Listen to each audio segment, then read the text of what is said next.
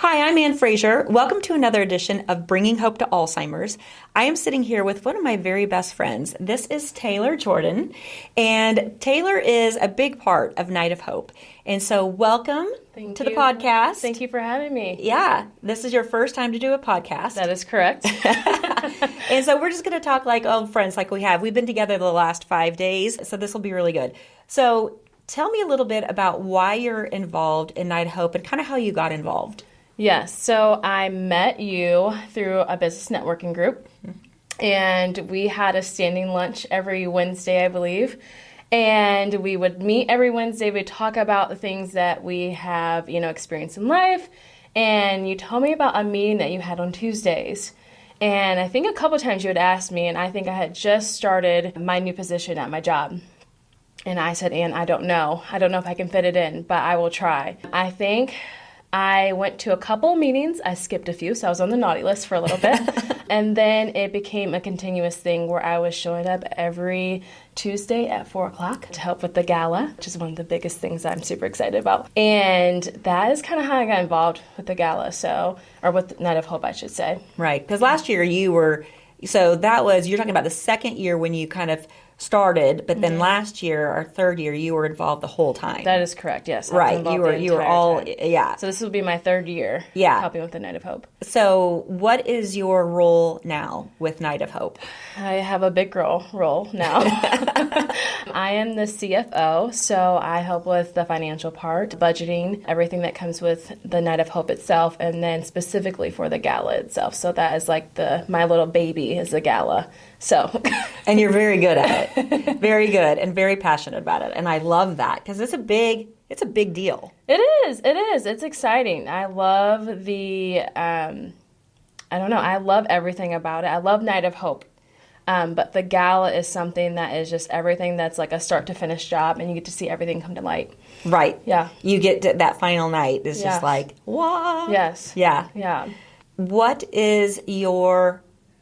Well, let's go back to, do you have any family members or friends that have dealt with this? Tell us a little bit about that. Yeah, so one of the reasons why I joined Night of Hope, I have a godfather who was the pastor of our church in Ohio. I was born and raised in that church. It's Ebenezer Baptist Church in Sandusky, Ohio, which is where I'm originally from. I first witnessed this disease. He was our pastor, and there would be moments while he'd be preaching and he would forget a few things. He may have forgot where he was at, or he may have forgot what he was talking about while he was preaching. And so I first witnessed it then. And then when I would go to visit him, he would ask me a couple of times what my name was. And so he could not remember my name. He could remember my mom because, of course, she was younger. So his daughter and my mom are best friends. And so he could remember my mom's name. I mean, first name, middle name, he could remember it clear as day, but he could not remember my name. So a lot of times I would say, he would say, now daughter, tell me what your name is. And so I would tell him every time what my name was, but we would go and visit him.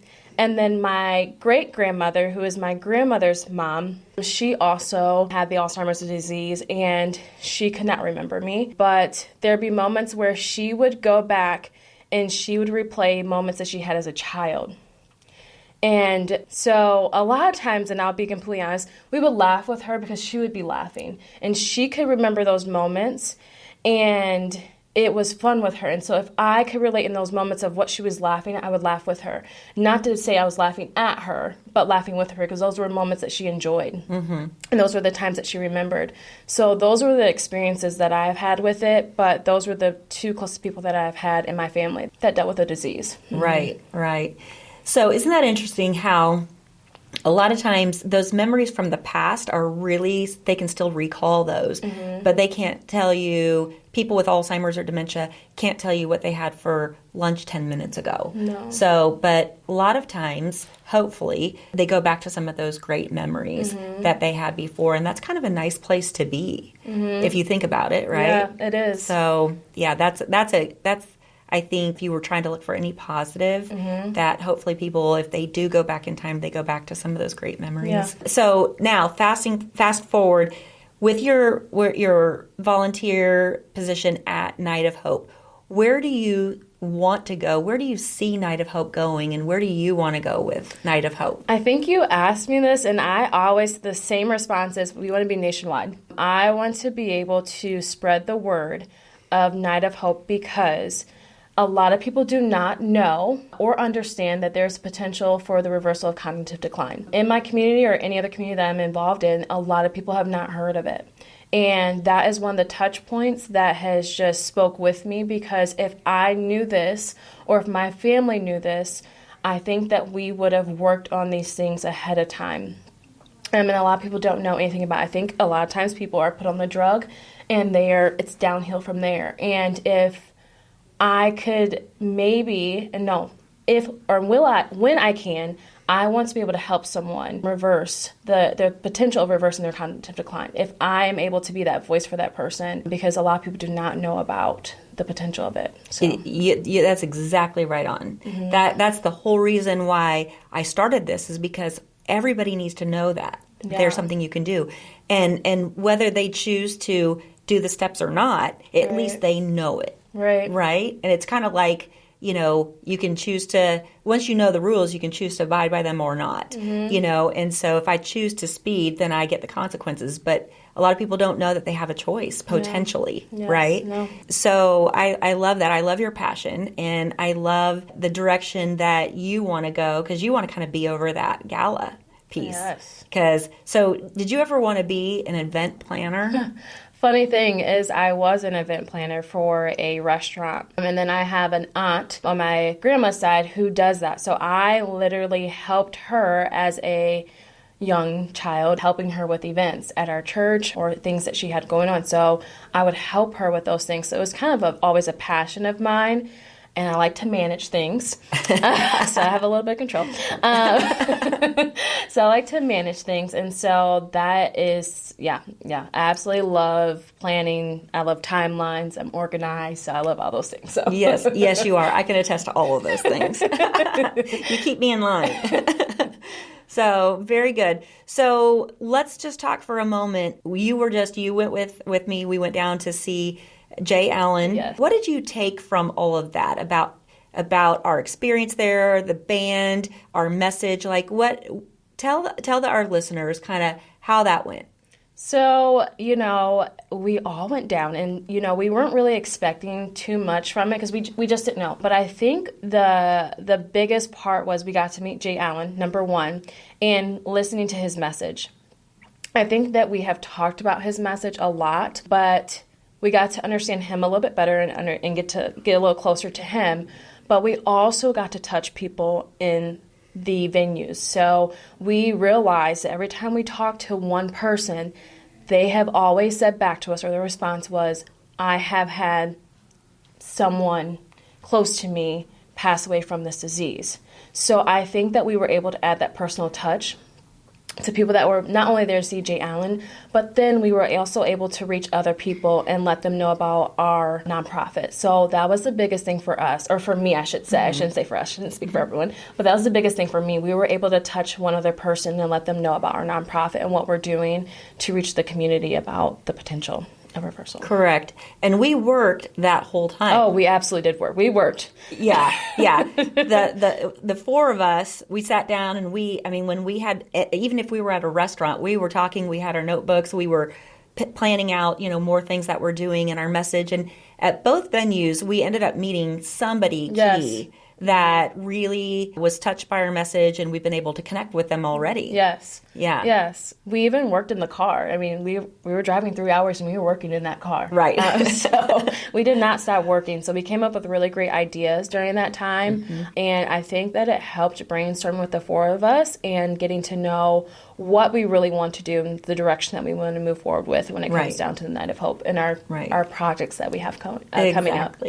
Hey, we're going to take a quick break, and we're going to return back to the podcast in just a moment, but we wanted to do a quick infomercial, and we wanted to tell you that we are looking for sponsors for our podcast. So if you or anyone you know have been affected by Alzheimer's and you're loving our podcast, then we would absolutely love to talk to you. We're based here out of Kansas City, but we have listeners all over the United States, and in fact, all over the world, which is really fun and exciting to see where people tune in from. So France, Australia, all kinds of different places. And that's really, really cool to see our reach go so far. And we are hoping to take our podcast to 2 days a week. So in order to do that, we are looking for some podcast sponsors. So if you or anyone you know would love to have an infomercial about your wonderful company, we would love to spotlight you. And so please reach out to us and email us at info@thenightofhope.com. And we will reach out to you and we can talk about all the different levels that we have. You can sponsor for 1 month, 3 months, or a year. We'd love to talk to you about that. So thanks so much. And again, reach out to us by emailing us at info@thenightofhope.com. Thanks so much. Now we'll return back to the podcast. It's kind of like when corporations take like their leadership team and they go on a retreat together for just planning. That's exactly what it was, because we didn't even go to the beach. No, we couldn't make it. Yeah, we could see the water canals, but we didn't ever go to the beach. No. So, but it was really, really good. Yes, it was. Yeah. And so anything else that you want to add or you'd like to talk about with Night of Hope and anything else that we have going on?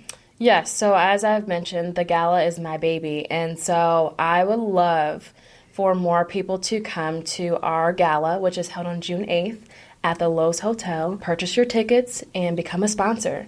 That is the biggest way to partner with us, is to not only advertise your business, but also to become a part of the Night of Hope Gala, and that is held once again June 8th at the Lowe's Hotel. And so how can people get a hold of us for those tickets? Yes, they can go to thenightofhope.com. Or you can just reach out to me at taylor@thenightofhope.com. But if you go to our website, and you can purchase your tickets there. Okay, very good.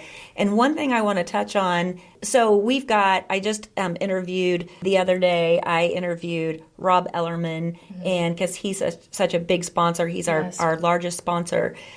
If a company wanted to get involved, because it's cool that Rob says that he's donating to us, but also like Pat's Law Firm, for instance, like they say our only place that we're putting our extra money in and our support is to the Night of Hope. And that's Pat's Law Firm's charity. And there's lots of big corporations that if they don't have a charity that they want to really get behind, how can they do that? Yes, so if they want to go ahead and get behind us, so a really great idea that kind of came up a little bit is we were while we were working, we came up with the idea of finding organizations or companies that want to give back to us. So if you know of anyone that wants to make us in memory of, they can go ahead and choose us as their organization to donate to. And not only that, they can reach out to us at info@thenightofhope and figure out or find out our information as far as how they can become, or how we can become our organization to donate to. Okay. Very good. Very good. There's so many different ways people can get involved. Yes. And there's sometimes that we need volunteers, but there's sometimes we just need introductions to people. Right. And so sometimes introductions to people, if somebody says, I know someone who's kind of been through this, or they're going through it currently and they'd like to get involved in some way, those introductions too would be great, wouldn't they? They would. Yeah. Yes. We'll take anything we can get. We're a charity. Yes. Right. Very good. Well, anything else? Not that I can think of. Okay. Well, thank you for coming today. Yes, thank you for having me. I appreciate you, and I appreciate all you do. Thank you. I really do, for your time. Allowing me to be a part of your nonprofit.